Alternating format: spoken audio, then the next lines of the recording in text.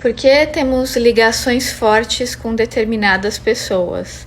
Bom, eu sou espiritualista, eu acredito em outras existências, então, a meu ver, são reencontros, sejam de afinidades ou desafinidades, que no fundo são as duas faces da mesma moeda, né?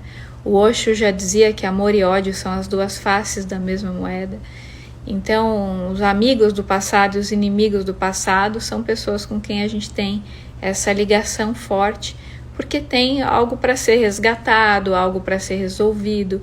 Tem pessoas que a gente reencontra, né, ao longo de várias existências e vão se criando elos muito fortes de afinidades mesmo. Me descobri passiva-agressiva, invejosa e com muita raiva represada. Como melhorar? Primeiro eu quero te parabenizar, porque é muito difícil alguém assumir que sente isso. A maioria das pessoas fala dos outros, né? O outro tem inveja, o outro fez tal coisa, mas são raras as pessoas que têm a humildade de olharem para si mesmas e reconhecerem as próprias limitações. Então, parabéns! Esse é o primeiro passo para a mudança. Recomendo que você busque uma terapia, né, para você trabalhar essa questão mais profundamente. Se puder, busque uma terapia corporal também, para canalizar raivas guardadas. Tem a terapia haitiana, a bioenergética, que é ótima para liberar a raiva guardada, sabe? Para você conseguir lidar com essa raiva que você reprimiu durante tanto tempo. Isso vai te ajudar com a inveja também. Gi, qual o equilíbrio entre se permitir viver a tristeza quando ela vem e manter a vibração elevada? Interessante a sua pergunta, porque quando a tristeza tem uma causa, tipo um fim de relacionamento, ou você discutiu com alguém, enfim, ela tem um motivo. Então ela faz parte do processo de luto e ela precisa ser vivenciada. Mas aquela tristeza que vem do nada, que não tem um motivo específico, na maioria das vezes, ela está ligada a algum tipo de interferência espiritual. Claro, é sempre importante consultar um psiquiatra e um psicólogo, mas também cuidar da parte espiritual. Então, quando é uma coisa que vem do nada, entre aspas, a meu ver, tem uma causa espiritual. E aí a gente precisa olhar para ela com mais atenção. Estou com dificuldades de lidar com os parentes do meu marido, se intrometem em tudo. Me ajuda, Gi. Essa situação é bem chata, é bem delicada, até porque, a meu ver, caberia ao seu marido colocar limites nos parentes deles. Mas a gente sabe que, infelizmente, não é todo homem que tem essa sensibilidade de perceber que é o papel dele colocar limite nos parentes dele, né? Então, se eles estão se intrometendo muito, a minha sugestão é que você conte o mínimo possível da sua vida para eles, não abra muito, não entre em polêmica. Tudo que eles falarem você concorda, finge que vai fazer, mas não faz, muda de assunto, sabe? Com gente assim, a gente tem que... não pode entrar na pilha da pessoa, sabe? Não pode polemizar, tem que ser só conversa superficial. Sabe aquela conversa de elevador, ficar falando abobrinha, coisa que não tem profundidade? Vou dar algumas sugestões que eu aprendi com Arli e que funcionam muito na vida prática quando a gente está se relacionando com gente que a gente não tem afinidade. Então vamos supor que a sua sogra vem até você e fala: nossa, não tem nada a ver o jeito que você está educando o seu filho, porque não é para fazer tal coisa, porque o certo é não sei o que lá. Nossa, sogra, você acha? Olha só, que interessante é essa percepção. Eu vou pensar nisso com carinho, tá? Vou pensar no que você falou com carinho. E aí você não pensa coisa nenhuma. Você fala que vai pensar para ela se sentir considerada, mas você já sabe o que você quer fazer. Você é a mãe, nem sei se você tem filho, eu tô supondo aqui, né?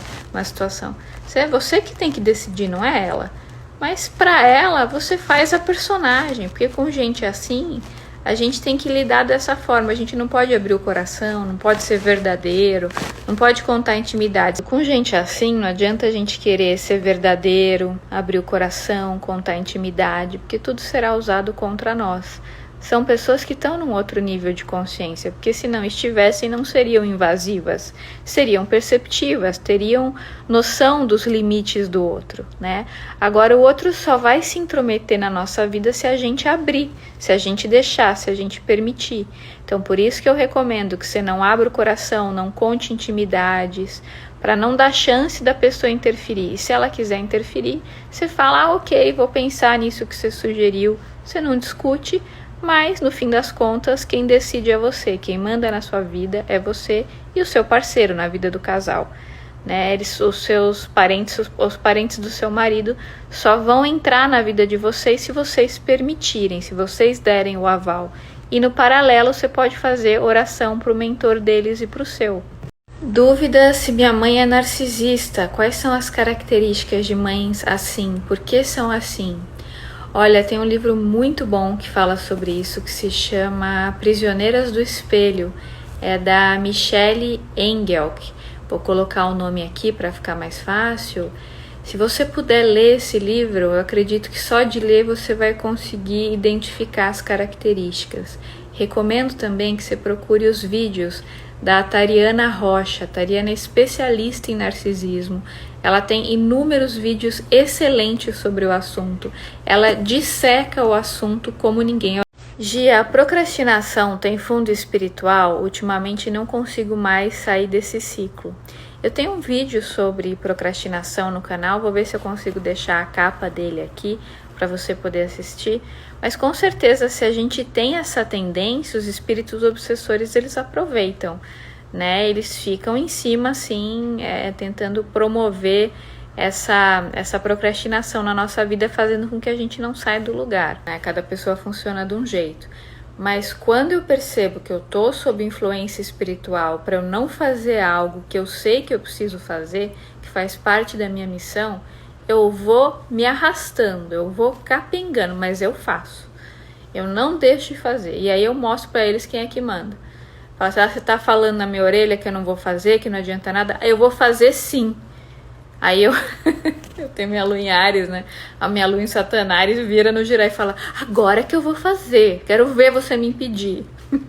E aí a coisa começa a andar. É possível evoluir no amor e não apenas pela dor? Com certeza, é muito possível. A gente evolui pela dor porque a gente tá num planeta de provas e expiações e muitas vezes aparecem situações pra gente evoluir por amor, mas a gente não aceita, a gente briga com a vida, a gente é teimoso, e aí acaba restando a dor, mas isso acaba acontecendo porque é uma escolha nossa, né? Que é perfeitamente possível evoluir no amor só. Quando queremos muito algo, provavelmente está no nosso plano de alma, amar algo ou alguém, não necessariamente, às vezes o nosso ego encana com algumas coisas, a gente fica obsessivo e acha que quer e fica atrás daquilo, e às vezes nem é algo que é bom para nós. Então você tem que saber diferenciar, como falava o Osho, o que é um desejo do ego e o que é uma necessidade do ser, né? O que traz essa capacidade de diferenciação é o autoconhecimento, que vem da meditação. Então, quanto mais a gente se conhece, mais a gente tem clareza para perceber, será que isso que eu estou querendo é uma necessidade do meu ser ou é um desejo do meu ego? Gi, pode dar sugestões de formas de autoconhecimento sem ser terapia convencional? Tem muitas, né? Você pode fazer meditação, pode buscar o reiki, os florais, a cromoterapia, barra de access, theta healing, EFT, sound healing, que mais? Acupuntura, a própria mentoria astrológica. Enfim, tem inúmeros caminhos de autoconhecimento. Quando a pessoa quer, alternativas não faltam, né? Gi, como a gente pode perdoar alguém mesmo ainda sendo difícil? Então, sabe que essa história do perdão, né, é bem interessante. Tem uma frase do Arli, não é exatamente como eu vou falar, mas é algo assim. Ele diz que se a gente está cansado de perdoar, a gente tem que parar de culpar, né? A gente só precisa perdoar as pessoas quando a gente as julga, né? Se a gente para de julgar, a gente não tem quem perdoar. Uma coisa é você ter o discernimento do que é certo e errado, outra coisa é julgar as outras pessoas. Então, se uma pessoa errou com você, ela só revelou o nível de consciência em que ela estava. Se foi muito indigno, você pode escolher se afastar. Agora, essa história de perdoar passa uma sensação de arrogância, de superioridade, tipo, eu vou te perdoar pelo seu erro. Como se a gente fosse perfeito, e a gente não é, né? Então, continuando, eu acho que não é nem uma questão de perdoar o outro. É uma questão de reconhecer que o outro errou e tudo bem, aceitar o nível de consciência em que essa pessoa se encontra. E se esse erro foi muito indigno para você, se te fez muito mal, você não precisa mais conviver com essa pessoa, você pode escolher se afastar. Agora, ficar culpando o outro por um erro que ele cometeu, eu acho prepotência, sabe? Porque é uma sensação de, assim, eu vou te dar o meu perdão. Quem é a gente para perdoar alguém, sabe? Eu penso isso, assim, a gente não é perfeito também, então como é que a gente vai perdoar, sabe? Eu penso em algo acima do perdão, que é não julgar, né? E no caso de uma situação indigna, claro, o afastamento. Mas essa história de perdoar eu não curto muito, não. Gil, o que fazer quando uma pessoa diz que ela não é digna de você? Então, como a caixinha é pequena, eu não sei o contexto em que isso foi dito, tá?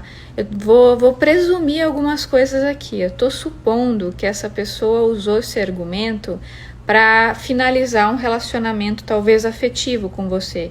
É muito comum quando as pessoas querem terminar um relacionamento afetivo, elas usarem esse pretexto, tipo, não sou digno do seu amor, né? Geralmente, não sei se é o caso, mas geralmente é uma desculpa que as pessoas usam para conseguir acabar o relacionamento e para não deixar o outro chateado. Não sei se é o caso.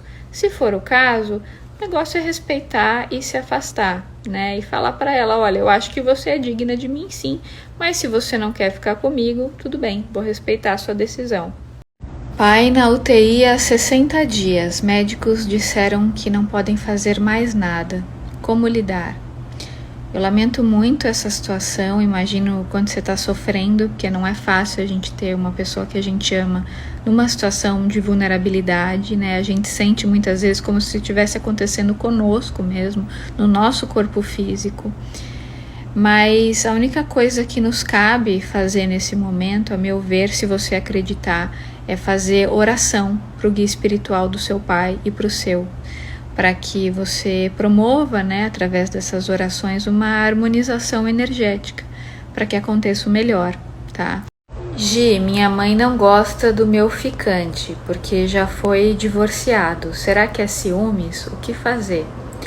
Olha, se você é maior de idade, se você mora sozinha, se você paga suas contas, a sua mãe não tem que dar pitaco nas pessoas com quem você se relaciona. Agora, se você é menor de idade, se você depende financeiramente dela, se você mora com ela, né, sob a égide das regras da casa dela, aí você está dando o direito dela interferir na sua vida pessoal. Então, recomendo que, se você já for maior de idade, você saia de casa o quanto antes para você poder construir a sua vida do seu jeito, com as suas regras, sem a sua mãe interferindo.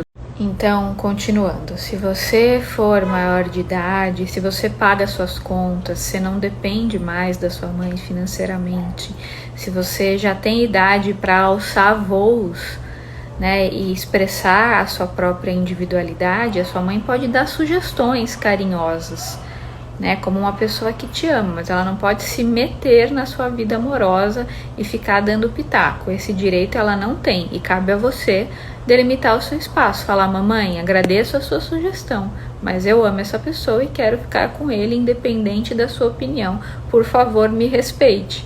Então, delimitar o seu espaço é importante se você for uma mulher adulta. Sou muito desconfiada do namorado, insegura, fico vigiando curtidas e seguidores no Instagram. Fico exausta. Eu imagino. Olha, talvez você faça isso por alguma história que você teve no passado que gerou essa insegurança. Certamente tem algo do seu passado que você carrega para essa relação de hoje.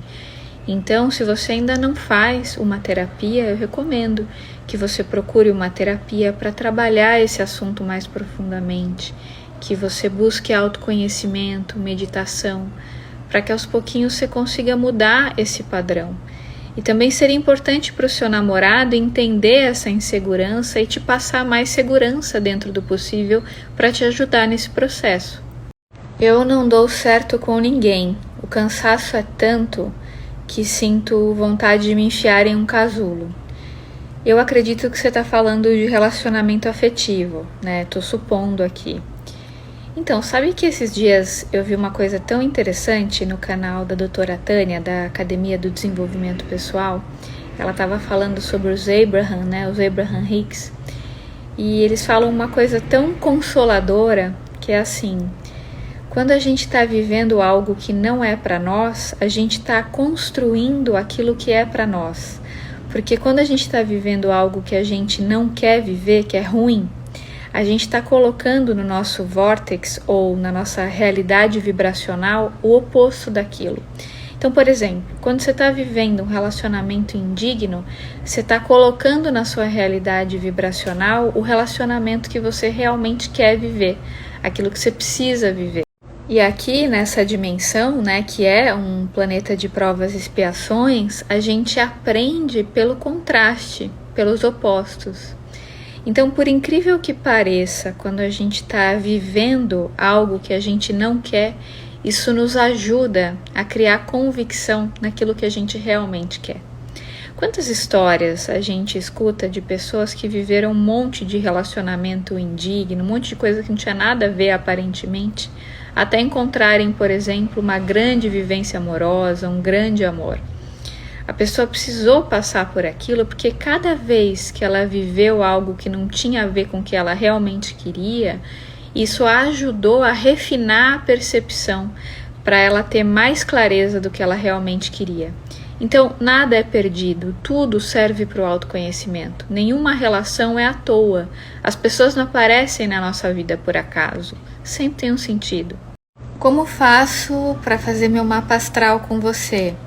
Então, no link da bio tem um link azul clicável, é só você clicar nele, responder a ficha e aguardar ser selecionada. Se você não receber nenhum retorno em até um mês, o que pode acontecer, né? Porque tem várias pessoas na fila, então você pode enviar novamente a sua ficha até você ser atendida, tá?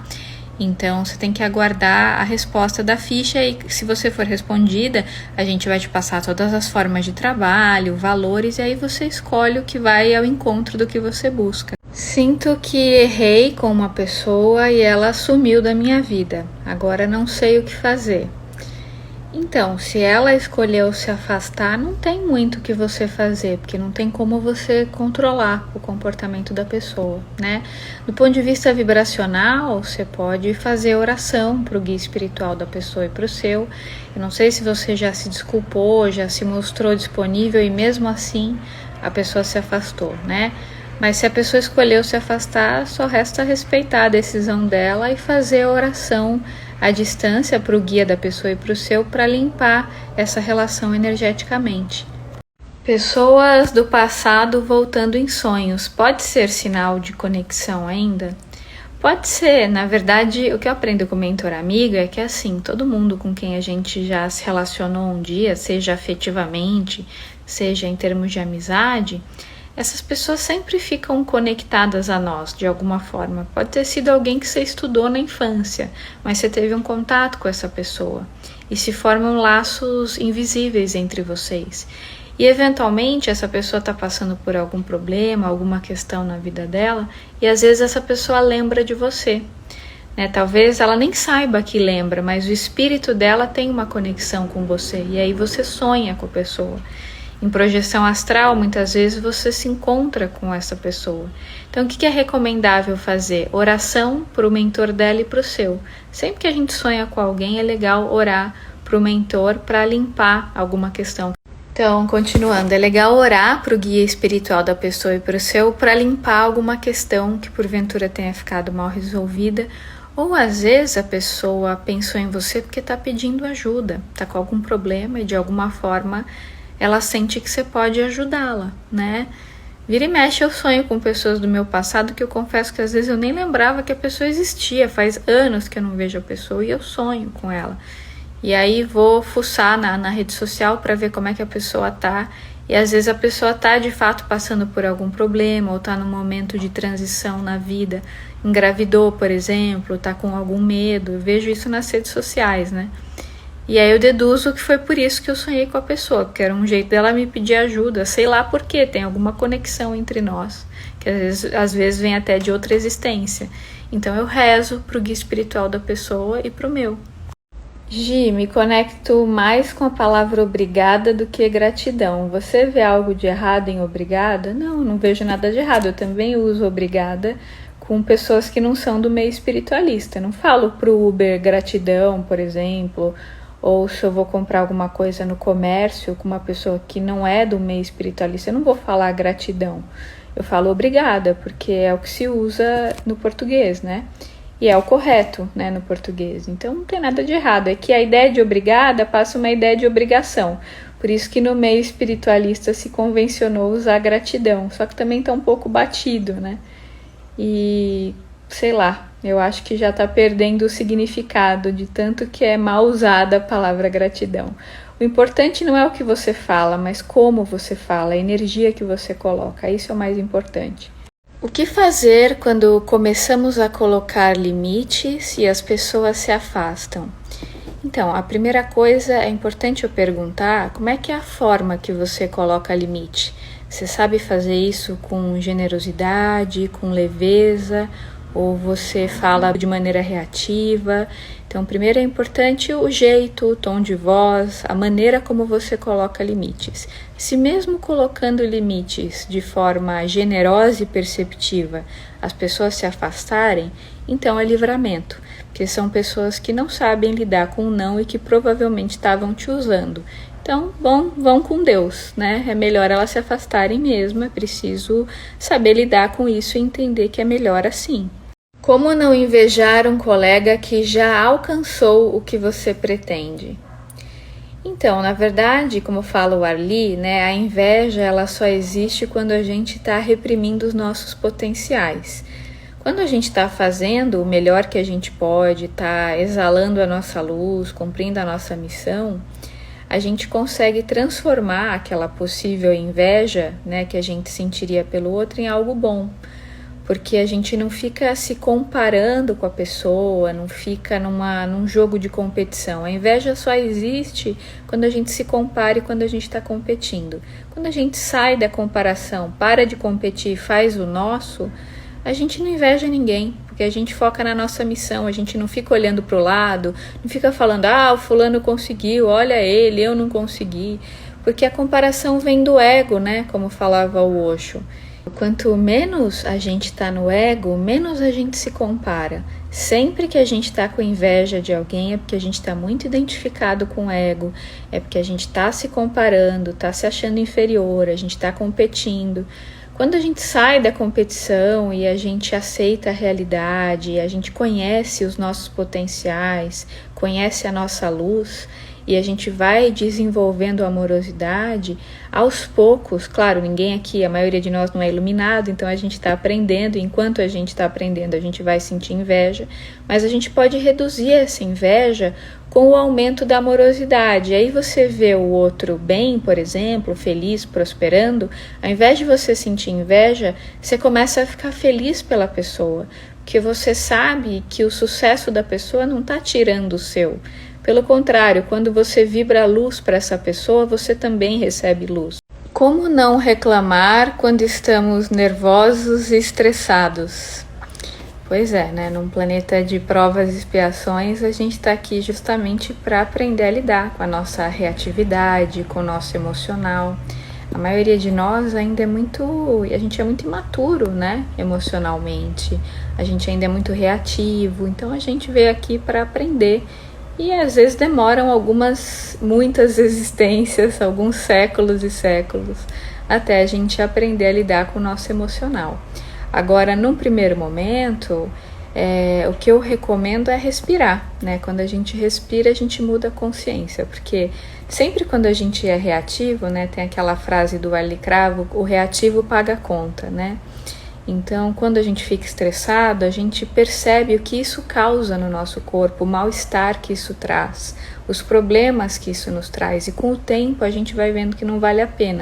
Então, de tanto a gente se estressar e depois ter que colher os frutos desse estresse, a gente com o tempo vai criando a convicção de que esse não é o melhor caminho, né? A gente vai aprendendo pelo cansaço. Que acontece uma coisa, aí você fica nervosa, por exemplo, aí você vê o que isso causa no seu corpo, o mal-estar que isso traz, as somatizações que isso traz. Aí de novo, aí tem uma hora que você fala, quer saber, não aguento mais me estressar, eu quero paz para o meu coração. Aí você começa a respirar, você começa a pensar antes de falar, você começa a reavaliar, porque você não aguenta mais sofrer, né? Então, em geral, a gente é vencido pelo cansaço. Me mudei recentemente e muitas coisas quebrando. Alguma dica? Te adoro. Então, uma coisa bacana de se fazer é você escolher um horário específico, por exemplo, pode ser 6 da manhã, meio-dia, 6 da tarde ou meia-noite, que são os melhores horários em geral para fazer oração, né? Você escolhe um horário e todo dia naquele horário você faz um Pai Nosso, uma Ave Maria, um Evangelho no lar, né? Você se conecta com seus guias espirituais para poder atrair para sua casa os bons espíritos. Se você fizer isso todo dia, aos pouquinhos você vai magnetizando uma energia muito boa e poderosa dentro de casa. Ouvir músicas elevadas, eu tenho uma playlist na rede vizinha, naquela de música, eu tenho uma playlist só com músicas para elevar a frequência, uma playlist que chama Elevar a Frequência com Gisela Valim.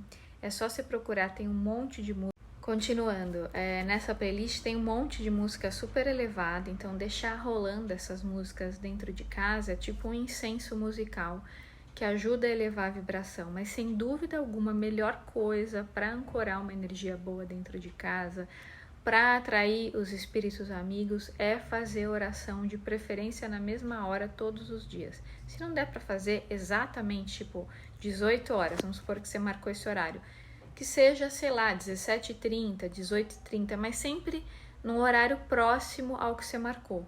Todo dia fazer as orações para magnetizar uma energia nova, porque você acabou de mudar, então se ainda não ancorou a sua própria energia nesse ambiente, isso leva um tempo, né? Gi, fico muito confusa sobre como os espíritos negativos agem. Você poderia indicar algum livro ou vídeo? Tem muito material sobre isso, só do Chico Xavier a gente tem aí uns 500 livros pelo menos, né? Muitos têm essa abordagem, nos ensinando como isso acontece, mas o que me ocorreu agora, caso você esteja começando, é um livro da Vera Lúcia Marinzec de Carvalho que se chama Vivendo no Mundo dos Espíritos, que é uma continuação do Violetas na Janela. Nesse livro fica bem clara e bem fácil de entender como é que funciona essa atuação dos espíritos obsessores, do umbral também, dá para você ter uma ideia de como isso funciona. Mas tem outros livros dela que abordam esse tema também. O outro livro que eu lembrei aqui se chama Em Missão de Socorro e é também da Vera Lúcia Marinzec de Carvalho. E se eu orar por um ente querido e ele tiver reencarnado? Já aconteceu isso comigo, eu ficava orando e depois eu descobri que o espírito tinha reencarnado. Não tem problema, ele recebe mesmo assim, tá? Você tá orando pro espírito, você não sabia que tinha reencarnado, a sua intenção é boa, você tá mandando luz, então não tem nada de mal. Não tem problema nenhum, pode orar sem medo, porque oração feita com fé e amor é sempre bem-vinda, seja para o espírito encarnado ou desencarnado. Quando está encarnado, o ideal é rezar para o mentor, mas como você não sabia que estava encarnado, você rezou para o espírito e certamente ele recebeu. Como melhorar o relacionamento com a mãe? Brigamos muito. Olha, tem 2 livros que eu gostaria de te recomendar que talvez te ajudem. Um é um clássico que se chama Como Fazer Amigos e Influenciar Pessoas, do Dale Carnegie. É super fácil de achar, um best-seller. E o outro é Comunicação Não Violenta, do Marshall Rosenberg. Esses 2 livros podem te ajudar a ter uma comunicação mais generosa, uma comunicação que cria uma conexão com o outro e que é excelente para evitar discussão. Que você consegue se expressar sem criar atrito com o outro, é ótimo. Não só para relação com a mãe, mas relação com o chefe, com amigos, serve para tudo. Recomendo a leitura, acho que vai te ajudar. Gi, como co-criar mudança de local de trabalho? Bom, uma coisa que eu recomendo, que talvez funcione para você, se você sentir afinidade, claro, é você escrever num caderno, né, assim, aquilo que você gostaria de atrair, o trabalho que você gostaria de ter. Você escreve, depois você lê, se você puder, para si mesma ou em voz alta, e você já se visualiza vivendo aquilo. Você já sente como se estivesse acontecendo. E aí, enquanto você está no trabalho atual, eu sugiro que você encontre coisas nesse trabalho que te façam bem, mesmo que sejam coisas aparentemente banais. Pode ser o cafezinho que tem no trabalho, qualquer coisa, por mais boba que pareça. Para você focar numa coisa boa do trabalho atual, para elevar a sua vibração. Então não é bacana ficar reclamando do trabalho, porque isso baixa a energia. Quando você foca numa coisa boa, daquilo que você já está vivendo, isso te ajuda a deixar a sua energia elevada, para facilitar, inclusive, a atração de uma coisa melhor. Às vezes a gente acha erroneamente que se a gente ficar falando mal daquilo que a gente está vivendo, reclamando, o universo vai entender que a gente não está gostando e vai trazer algo novo. Só que é o contrário, né? Quando a gente reclama muito, a gente luta contra, a gente baixa o padrão. E aí a gente tende a permanecer naquele ambiente até parar de reclamar, né? Então, a minha sugestão é assim, procurar enxergar o lado luz do ambiente que você está para elevar a sua vibração, porque aí fica mais fácil você manter um patamar energético mais elevado para conseguir vibrar numa frequência melhor e atrair outras coisas.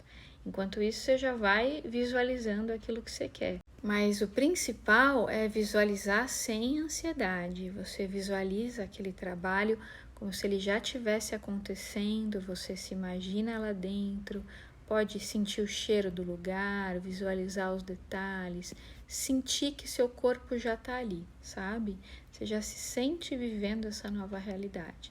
Feche os olhos e sonha, sem pretensão, sem ansiedade, sem desejos do ego, mas sonha de uma forma fluida, com alegria, com prazer, com encantamento e solta. Solta para o universo, não fica pensando naquilo todo dia, não. Solta, entrega. Enquanto isso, você procura enxergar coisas boas no ambiente que você já está para elevar a vibração. Quero superar uma pessoa. Quando penso nele, o coração dói. Substituir o pensamento ou dar vazão à dor? Então, não sei quanto tempo faz que você se separou dele, mas o processo de luto é natural, ele faz parte. Eu acho que é importante viver a tristeza e não negá-la, né? Mas em paralelo a isso, eu recomendo que você faça orações para o guia espiritual dele e para os seus, até você sentir que limpou. Não adianta você lutar contra o pensamento, porque quando a gente tenta não pensar, é aí que a gente pensa. Mas você pode emanar uma energia positiva para o mentor dele e para o seu, para ir limpando a relação e limpando uma possível dependência energética que tenha ficado, né, nesse vínculo. Gi, qual é o melhor livro do Chico Xavier para você? Nossa, essa pergunta é muito difícil, porque são mais de 500 obras. Obviamente eu não li as 500, mas eu devo ter lido umas 30, 40 pelo menos.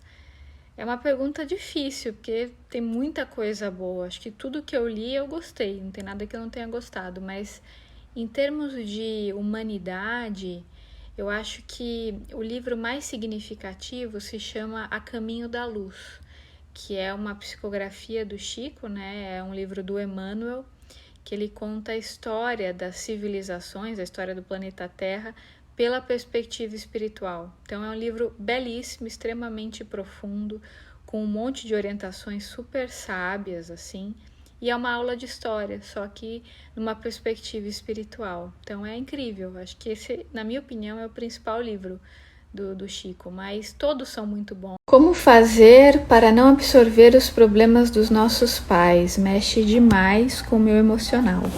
Primeiro, eu recomendo que você procure uma terapia, caso você não faça, que você reforce a sua espiritualidade fazendo orações diárias, meditação, né? E que você faça a oração para o guia espiritual dos seus pais e para os seus. Mas eu sei que é muito difícil, mas é preciso entender que eles têm o processo de evolução deles, eles têm as provas que eles precisam passar, os aprendizados deles, não tem como você controlar a vida deles. Você pode mandar luz, mandar amor, fazer oração, mas não tem como você pegar o problema deles para você, senão você impede os seus pais de evoluírem, né? Então, eles precisam lidar com as questões deles para amadurecimento pessoal, crescimento pessoal. O que cabe a você fazer é mandar luz, vibrar amor, imaginar eles bem, felizes.